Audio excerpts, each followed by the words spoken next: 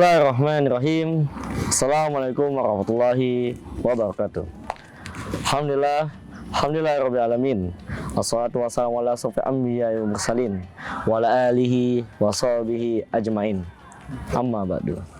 Alhamdulillah, bersyukur kita pada Allah Subhanahu wa taala yang mana telah memberikan kita nikmat Islam, nikmat ukhuwah, nikmat untuk menghadapi bulan Ramadan yang akan mendatang nanti. Saudara-saudara sekalian dan para pemirsa yang dimanapun Anda berada, bahwa nikmat-nikmat ini perlu kita syukuri, perlu kita ingatkan bahwa kita ini hanya bisa meminta untuk ridha Allah untuk bisa kita dapatkan nikmat tersebut. La in syakartum la azidannakum wa la in kafartum inna azabi lasyadid. Sesungguhnya jikalau engkau mensyukuri nikmat aku, maka akan ku tambah nikmat tersebut. Tapi jikalau kau kufur sama nikmatku, ingkar sama nikmatku, ingat, sesungguhnya azabku sangat pedih. Dari ayat tersebut kita mengetahui bahwa ini adalah titik tekan bahwa betapa pentingnya untuk menikmati dan mensyukuri nikmat-nikmat Allah Subhanahu wa taala yang selama ini kita dapatkan. Mau itu ketika tidur, ketika bangun, dan dalam kehidupan kita, dimanapun dan kapanpun itu. Saudara-saudara sekalian, tidaklah susah untuk selalu bersyukur pada nikmat Allah Subhanahu wa taala. Dialah Allah yang maha kasih tanpa pilih kasih, yang maha memberi tanpa minta balasan kembali, dan maha tahu tanpa diberitahu. Selawat dan salam tak lupa kita hadirkan kepada baginda Rasulullah SAW yang mana telah memberikan kita suatu pembelajaran apa arti sebuah pengorbanan, apa arti sebuah perjuangan, dan apa arti sebuah kemenangan. Saudara-saudara sekalian, baginda Rasulullah SAW telah mengajarkan kita banyak hal yang perlu kita pelajari, mulai dari makan kita, tidur kita, dan hal terkecil pun, dari bagaimana kita menghadapi atau memberi salam kepada saudara-saudara kita. Rasulullah SAW sangatlah istimewa dalam kehidupan kita. Maka dari itu, mari kita renungkan sejenak, mari kita luangkan waktu kita sejenak untuk bersalawat kepada baginda Rasulullah SAW. Allahumma sholli ala Sayyidina Muhammad wa ala ali Sayyidina Muhammad. Semoga kita termasuk umatnya di akhir zaman nanti dan mendapatkan syafaatnya di yaumil mahsyar nanti. Karena apa? Tidak ada pertolongan, tidak ada naungan kecuali syafaat, dan salah satu syafaat itu adalah dari Rasulullah SAW. Saudara-saudara, para pemirsa, para pendengar dimanapun Anda berada, sesungguhnya bulan Ramadan adalah bulan yang penuh berkah, bulan yang penuh dengan momentum untuk mengubah diri kita menjadi lebih baik, untuk meningkatkan, berimprovisasi, mengupgrade diri kita, mengupgrade iman kita, meningkatkan keimanan kita untuk menjadi lebih baik dari sebelumnya. Maka dari itu, momentum ini jangan sampai kita hilangkan, jangan sampai kita lepaskan begitu saja. Karena apa? Karena bulan Ramadan bukan hanya sekedar menahan hawa nafsu berupa makan dan minum, bukan hanya sekedar untuk menjaga makanan kita, minuman kita dari terbit fajar hingga terbenamnya matahari. Bulan Ramadan lebih dari itu. Bulan Ramadan mengajarkan kita apa arti sebuah kesabaran. Bulan Ramadan mengajarkan kita apa arti sebuah pengorbanan dan perjuangan untuk melawan hawa nafsu kita. Karena perjuangan yang terhebat, perlawanan yang terhebat bukanlah perlawanan yang di medan perang, tapi perlawanan yang hebat ada perlawanan melawan hawa nafsu kita sendiri. Karena apa?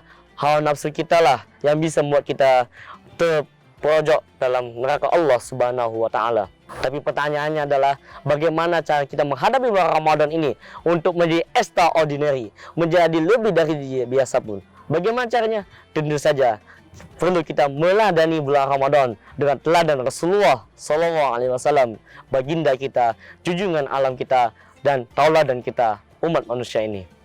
Saudara sekalian, maka dari itu pada kesempatan kali ini Anda ingin memberikan sedikit ilmu mengenai teladan-teladan Rasulullah yang bisa kita ambil untuk menghadapi bulan Ramadan.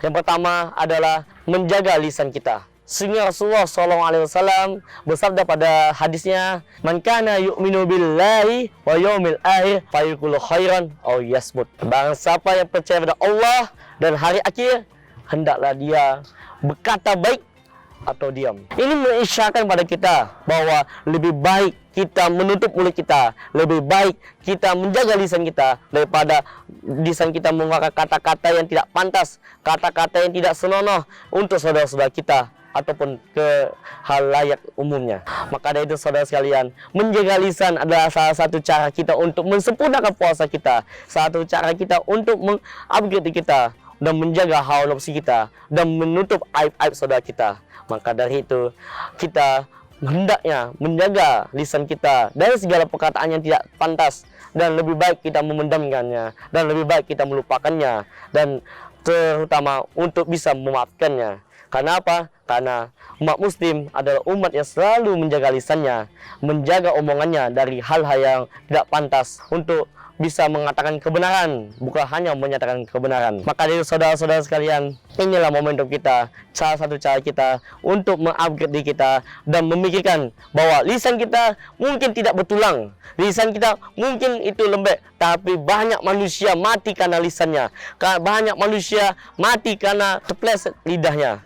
Dalam artian kata, salah omongannya, salah perilakunya, dan salah ungkapannya terhadap saudara-saudaranya. Maka dari itu, salah satu yang dianjurkan Rasulullah SAW ketika bulan Ramadan adalah menjaga lisannya. Yang kedua, yang sangat dianjurkan baginda Rasulullah SAW adalah ketika bulan Ramadan menyantuni fakir miskin dan anak yatim. Sehingga Allah berfirman dalam surah Al-Maun, "Ara'aital ladzi yukazzibu biddin, fadzalikal ladzi yad'ul yatim wala yahuddu ala ta'amil miskin." Apakah kamu mengetahui orang yang mendustakan agama? Orang yang mendustakan agama adalah orang yang menghadir anak yatim, tidak mau memberi fakir miskin berupa rezekinya. Maka dari itu saudara sekalian, dalam ayat ini kita mengetahui bahwa salah satu kewajiban kita adalah menyantuni anak yatim dan memberi rezeki kita kepada fakir miskin yang membutuhkan. Kenapa? Karena itu adalah kewajiban kita sebagai muslim yang memiliki rezeki berlebih. Karena siapa tahu Allah menitipkan rezekinya kepada kita untuk apa? Untuk diberikan kepada orang-orang yang membutuhkan di sekitar kita. Maka dari itu saudara-saudara sekalian, ini adalah momentum besar. Ana ulangi lagi, ini adalah momentum besar untuk kita meningkatkan amalan-amalan kita. Salah satunya yang tadi adalah seperti Anda sebutkan tadi, memberi fakir miskin rezeki kita sedikit. Walaupun itu hanya spesial uang, walaupun hanya sebungkus roti atau apa, tapi ingat, bukan masalah banyak atau tidaknya, tapi seberapa ikhlas yang diri kita untuk memberi rezeki tersebut pada saudara-saudara kita yang membutuhkan. Dan salah satu tauladan yang ingin kita sampaikan pada kali ini adalah berbanyak tilawatil Al-Quran. Mengapa saudara sekalian? Karena Al-Quran adalah benda yang mulia, yang mana turun pada bulan yang mulia, yaitu bulan Ramadan, dan turun kepada manusia yang paling mulia, baginda Rasulullah SAW. Rasulullah SAW mengajarkan kita bahwa tilawat pada bulan Ramadan adalah suatu hal yang sangat dianjurkan pada kita. Kenapa? Karena ini adalah momentum kita untuk memperingati turunnya Quran, nuzulul Quran pada malam Lailatul Qadar. Inna anzalnahu fi Lailatul Qadar wa ma adraka ma Lailatul Qadar. Lailatul Qadar khairum min alfi syahr. Apakah sesungguhnya kami telah menurunkannya Al-Quran malam Lailatul Qadar, dan sesungguhnya malam Lailatul Qadar itu lebih baik dari 1000 bulan.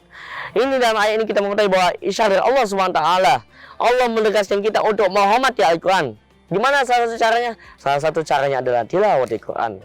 Maka itu saudara sekalian, banyak amalan-amalan yang bisa kita kerjakan pada bulan Ramadan ini. Banyak kerjaan yang perlu kita tuntaskan pada bulan Ramadan ini. Karena apa? Anda ulangi sekali lagi, seperti Anda bilang di awal tadi, bahwa bulan Ramadan bukan hanya untuk menahan hawa nafsu makan kita dan minum kita, tapi juga menahan dari segala godaan-godaan yang dikeluarkan oleh nafsu kita, seperti godaan untuk mencaci maki saudara kita, mengumpat saudara-saudara kita, menghadir anak yatim, dan tidak mau atau pelit kepada fakir miskin. Maka dari itu saudara sekalian, ini adalah suatu hal yang perlu kita tuntaskan dalam hidup kita, suatu hal yang perlu kita upgrade dalam hidup kita, bahwa kita mempercayai bahwa muslim yang sejati adalah muslim yang lebih baik pada hari ini daripada hari kemarin, muslim yang dimana hari esok lebih baik pada hari ini. Maka dari itu saudara sekalian, mari kita mencermin pada kita pada Ramadan tahun lalu, sampai manakah kita pada bulan Ramadan lalu. Apakah hanya sekedar menahan nafsu kita, atau sudah meladani sifat Rasulullah SAW? Wallahu a'lam bishawab. Maka dari itu, mari kita sama-sama perbarui niat kita bahwa bulan ini, bulan Ramadan ini, bulan puasa kali ini akan lebih baik dari sebelumnya. Dan sebagai penutup, innahu wa yubdi'u wa yu'id fa huwa ghafurul wadud zul arsyil majid fa'alul lima yurid. Sesungguhnya dialah Allah yang memulai dan mengulangi lagi. Ya, dialah Allah yang Maha Mengampuni, pemilik arsy singgasana yang mulia itu, dan berkehendak dan melakukan sesuai kehendaknya. Dalam ayat ini bahwa kita harus ingat bahwa umur kita, nyawa kita itu dari Allah Subhanahu wa taala. Dialah yang memulai penciptaan kita dan dia akan mengulanginya lagi. Ketika yaumil mahsyar kita akan dibangkitkan lagi dalam bentuk serupa untuk mempertanggungjawabkan amalan-amalan kita dan perbuatan kita selama dunia ini. Maka dari itu, hanya dengan kesabaran yang besar, hanya dengan pengorbanan yang besar, dengan pembaharuan yang besar, dan insya Allah dengan pertolongan Allah yang maha besar untuk kita kembali kepada kita, dan insya Allah kita akan kembali pada rahmatan yang alamin dan Rasulullah sebagai tauladan kita, dan lupa kita selalu junjung dan salawat pada baginda yang maha mulia. Mungkin itu saya dapat anda sampaikan pada kesempatan kali ini. Lebih dari anda mohon maaf, karena kita hanyalah sekedar manusia biasa yang tak luput dari kesalahan. Wali taufik wal hidayah. Wassalamualaikum warahmatullahi wabarakatuh.